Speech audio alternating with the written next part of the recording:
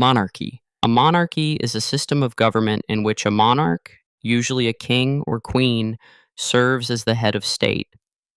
The position is traditionally inherited within the same royal family and is often passed from one generation to the next, commonly to the eldest child. Countries such as the United Kingdom, Japan, Spain, Sweden, and Saudi Arabia continue to operate under different forms of monarchy. In a constitutional or symbolic monarchy, the monarch holds limited political authority and mainly performs ceremonial duties. The United Kingdom is one example, where elected officials govern the country through parliament under the leadership of a prime minister. In contrast, an absolute monarchy gives the monarch extensive control over the government and the power to make major national decisions. One of the main disadvantages of monarchy is that leadership is determined by inheritance rather than ability or public choice. This can place an unsuitable individual in power, weaken democratic accountability, and increase the risk of authority being misused. Democracy. Democracy is a system of government in which political authority ultimately belongs to the citizens. Its earliest well-known form developed in ancient Athens, where public participation became an important part of political decision-making. In modern democracies, citizens elect their leaders and influence national laws through voting. Democratic systems also protect fundamental rights, individual freedom, and public participation. Countries such as Norway, Sweden, and New Zealand are widely associated with strong democratic institutions. However, frequent elections and changes in leadership can sometimes create political instability and make long-term decision-making more difficult. Republic. The concept of a republic developed from ancient Greek political philosophy and later became an important foundation of many modern governments. In a republic, the state is considered to belong to the people, giving citizens the right to participate in national affairs. Political leaders are elected through the will of the public and are expected to represent the interests of the country. The leaders of a republic serve as representatives of the people and are expected to make decisions that protect the interests of the entire nation. Although republics and democracies share many similarities, they are not exactly the same.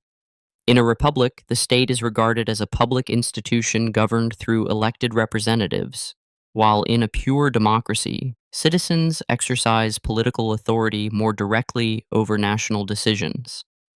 A country can function as both a republic and a democracy. The Philippines, for example, follows both systems, while Canada is a democracy that remains under a constitutional monarchy.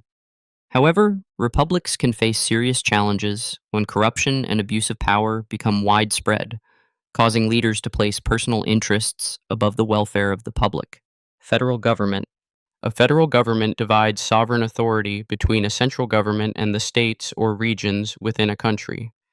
The central government remains responsible for national affairs, while regional governments manage many of their own internal matters. These states may have separate leaders and laws, but they are not independent nations. This division of power is designed to improve efficiency and allow local governments to respond more effectively to regional needs. Federal systems are commonly used in large countries because smaller regions can manage local matters more efficiently than a single central government. The structure is similar to a sports team, where assistant coaches handle specific responsibilities while remaining under the authority of the head coach. The United States is a well-known example, with a president leading the federal government while individual states maintain their own governments and elected representatives. However, federalism can create economic inequality, as some regions may have greater access to natural resources, investment, and public services than others. Presidential government. A presidential system divides authority among separate branches of government, particularly the executive and legislative branches. The president serves as the head of the executive branch and is responsible for enforcing the nation's laws. Meanwhile, the legislature operates independently and is responsible for creating, debating, and approving those laws. Presidential systems are commonly established within democratic republics, where citizens elect a president to lead the executive branch. South Korea, the Philippines, Nigeria, and Indonesia are notable examples of countries that follow this form of government. However, concentrating too much executive authority in one individual can increase the risk of corruption, misuse of power, and authoritarian leadership. Parliamentary government. In a parliamentary system, the political party with the largest representation in the legislature is usually chosen to form the executive government. The leader of that party becomes the prime minister or chancellor and appoints cabinet members to manage different government departments and carry out executive responsibilities. However, the ruling party does not possess unlimited executive authority, as opposition parties regularly examine and challenge its decisions. A prime minister may also be removed through a vote of no confidence if the legislature or governing party believes that the leader has failed to perform the required duties effectively. Parliamentary systems can operate alongside other forms of government, including monarchy. Japan, for example, is a constitutional monarchy where the royal family performs symbolic duties, while a prime minister leads the parliamentary government. However, constant challenges from opposition parties can sometimes create political instability, leadership changes, and prolonged conflicts within the government. Constitutional government. A constitutional government is a political system in which a constitution serves as the foundation of the country's laws and institutions. It defines the powers, responsibilities, and limitations of the government while protecting the rights and interests of the people. Constitutional governments can take different forms. The United Kingdom operates as a constitutional monarchy, where the monarch's authority is limited by law. The United States, meanwhile, follows a constitutional presidential democracy. However, one drawback is that all new laws must remain consistent with the Constitution. When an important law conflicts with it, the Constitution may need to be formally amended before that law can take effect. Socialism. Socialism is a political and economic system in which the government controls or regulates major resources and the distribution of goods and services. Individuals may still own personal property, but important industries are often managed by the state. Its main goal is to reduce economic inequality and provide citizens with more equal access to essential services and opportunities.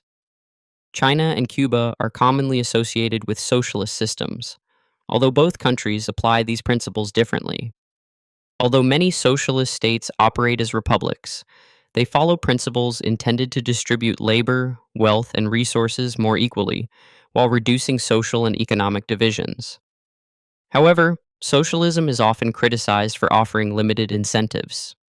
When individuals receive similar benefits regardless of effort or productivity, motivation may decline, potentially weakening economic growth and national development.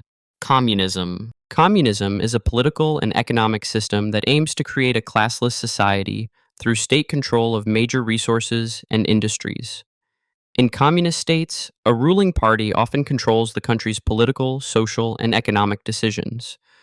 The system is based largely on the ideas of Karl Marx, who believed that capitalism would eventually collapse because of inequality between social classes. Communism seeks to remove private ownership of major property and distribute goods and services more equally among the population.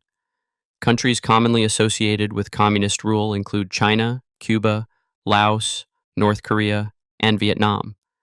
However, communist systems are often criticized for concentrating too much power in the government, restricting personal freedoms, and creating opportunities for political abuse. Oligarchy. An oligarchy, meaning rule by a few, is a system of government in which political power is controlled by a small group of wealthy, influential, or military leaders.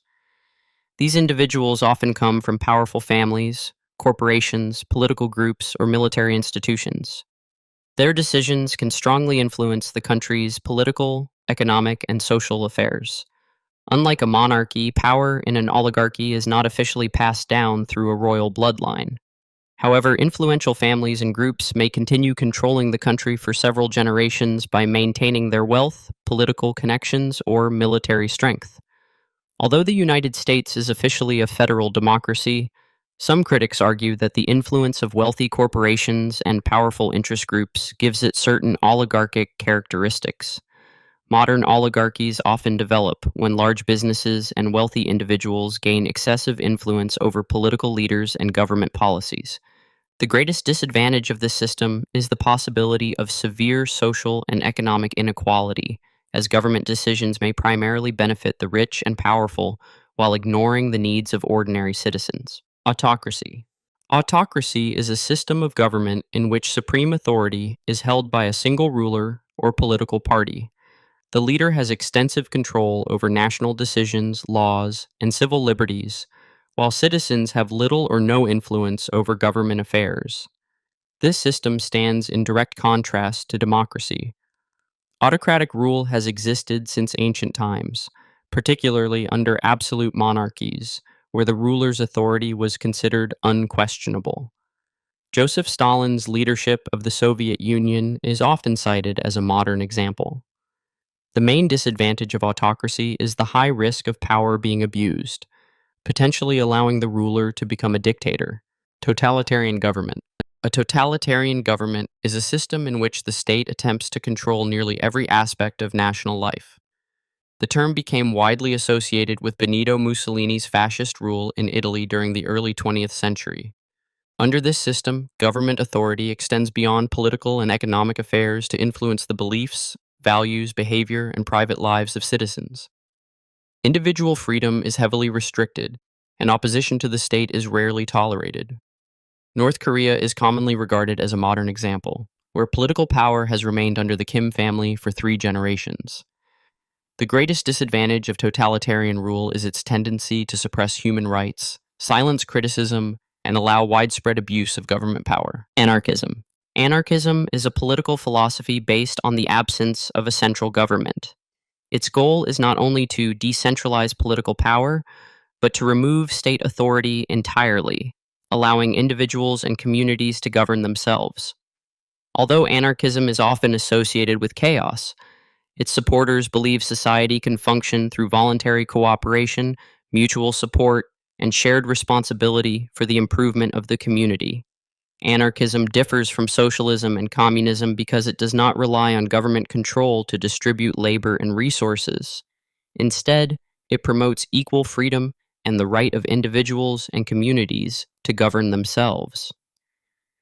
Anarchic conditions often emerge after the collapse of an existing government and may continue until a new political system is established. Somalia, for example, operated without an effective central government for several years before 2006. However, anarchism can lead to instability when personal interests become more important than cooperation and community responsibility.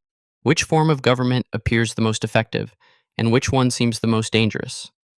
Share an opinion in the comments below.